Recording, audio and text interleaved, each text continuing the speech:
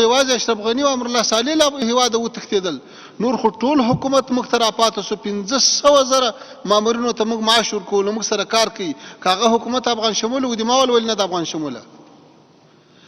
ته خپله وایې چې موږ نه غواړو چې تېر چارواکي دې په قدرت کې راسي. نو آیا که پرون د پنجشیر وزیر و، نن هم زه د پنجشیر وزیر لرم، بیا یې ولې نه راسره منې؟ پرون بدخشانی وزیر و، نن هم په کابینه کې بدخشانی وزیر سته. پرون د فاریاب وزیر و، نن هم سته. د کندهار وزیر سته، د ننګرهار سته، د کابل سته، د لوګر سته، د پکتیا سته. بیا ولې د ما حکومت افغان شموله نه ده او هغه حکومت افغان شموله و؟ آیا په بون کې چې د 10 کسانو حکومت جوړ شو هغه افغان شموله و؟ او له ما سره چې ټول ملت ولاړ ده او دا ټول قوتونه نه مې د افغانستان په 11 ورځې کې آزاد کو، 14 ولایتونه. آیا دا د ولس ملاتړ نه ده؟ آیا دا حکومت افغان شموله نه ده؟ آیا اوس دې موږ مخالفینو ته په پراخه کچه تبلیغات کیږي، هغوی پورته کیږي، هغوی مقاومت تعبیریږي؟ آیا دا د افغانستان په چارو کې مداخله نه ده؟ دا به د امنیت لمن وهل نه دي؟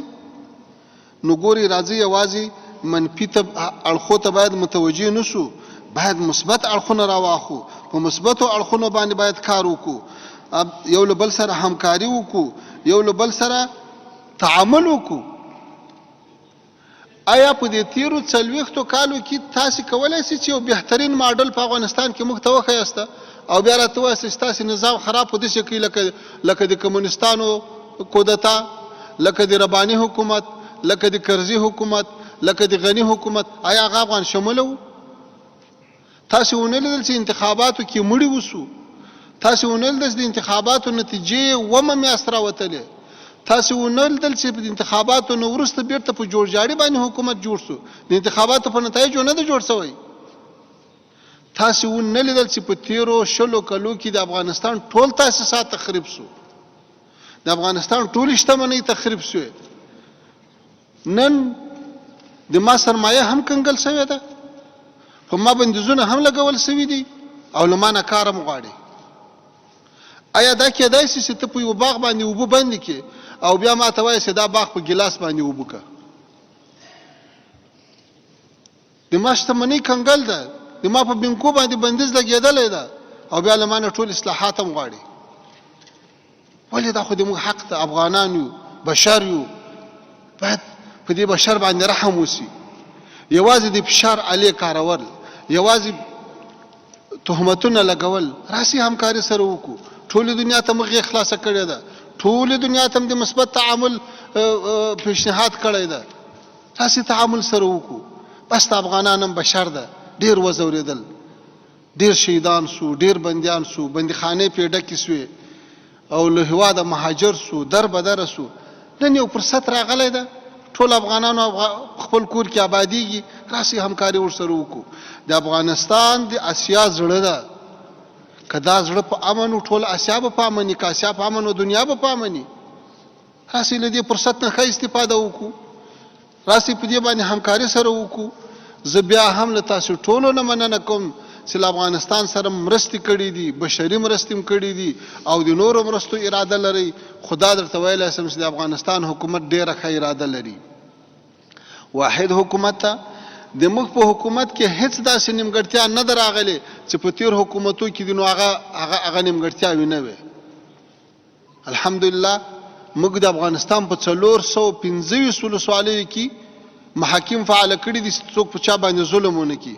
دا په حقیقت کې د بشر د حقوقو 425 کمیسیونونه دي چې موږ فعاله کړي دي. نو راځئ چې همکار شو. زه دا یو خبره بله تاسو په خدمت کې عرض کول غواړم. ولې موږ یوه خبره په بله پسې تړو؟ ولې بشري مرستې په سیاست پسې تړو؟ په افغانستان کې همدا اوس 10 میلیونه شاګردان هغه په زده کړو بوخت دي. موږ ولې هغو سره مرسته نه کوو؟ ولې د یو کوچني خبرې له وجې نه، د یو خاص نکتې له وجې نه بیا ټول مثبت کارونه تر سیوري لاندې راولو؟ د ملل متحد یو نامه هم دا خواهش ده، له نورو نه هم دا خواهش ده چې د افغانستان حالات په خپلو وګورئ، په خپلو سترګو یې وګورئ، د موږ د دښمنانو له خولو نه یې ماورئ، د منفي میډیا له خولې نه ما اورئ. افغانستان حکومت ژمن حکومت ته الحمدلله موږ په دې توانېدلي یو چې د افغانستان ټول حالات کنټرول شوي دي. موږ په دې خوشحاله یو چې هغه چا چې په ازبکستان باندې بد نیت درلود هغه مو ونیول، په سزا مو ورسول. دا څومره جدي اقدام ده چې موږ کړی ده.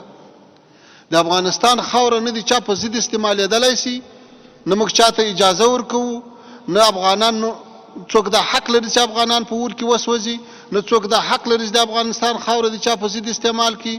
موږ دا په ثبات رسولې ده او په دې خپله ژمنه او وعده باندې ولاړ یو چې یو وارې د ما خاوره تا ته په امن ده، یو وار زه تاسې ته اطمینان در کوم باید له تاسې نه مثبت توقع لرو. تاسې ته الله تعالی اقتصادونه در کړي دي، ښه قدرونه لرئ، ښه استعدادونه لرئ، الله تعالی مال در کړی. په افغانستان کې د سرمایه ګزارۍ دپاره زمینه مساعده ده، په افغانستان کې د انکشافي کارو دپاره زمینه مساعده ده. هیله ده چې په دې برخه کې یو له بل سره همکار سو. زه یو ځل بیا هم د افغانستان د اسلامي حکومت په نمایندګۍ تاسو ته ډاډ در کوم چې موږ تاسو باید مثبت تعامل ولرو. کانفرنس ته ډیر خوشاله یو چې ډیر مثبت نظریات پیښ شو. د تاسو نظریات به موږ له ځان سره نوٹ کړي دي، دا به له خپلو مشرانو سره شریکوو. کوم اصلاحات چې راغلي دي هغو ته به دوام ورکوو. په کومو برخو کې چې نیمګړتیا ده هغه نیمګړتیاو پوره کېدو ته به دوام ورکوو. د تاسو له توجه نه یوه نړۍ مننه. امید ده چې همیشه موږ تاسې همداسې مثبتې ناستې ولرو. د ازبکستان له حکومت نه یو ځل بیا د زړه له کومې مننه کوم. واخر دعوانا الحمدلله رب